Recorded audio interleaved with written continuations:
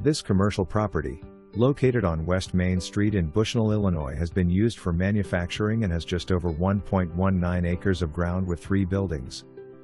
Building 1 has 2,696 square feet, the original structure has 1,501 square feet, and is finished with 11 feet 11 inches ceilings, office space, half bath, and is heated and air conditioner, and 120 volts SB and 240 volts 3 pH power.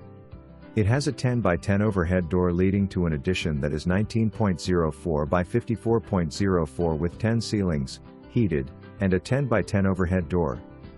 Building 2 has 6,439 square feet, office area, half bath, 16 minutes 7 seconds ceiling max in center, and 11 minutes 7 seconds min ceilings.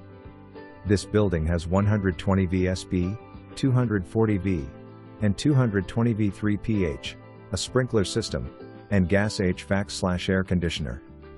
This building also has a 10 by 10 overhead door. Building 3 is a metal pole building that has 2,265 square feet, with 11 ceilings, and 2 12 by 10 overhead doors.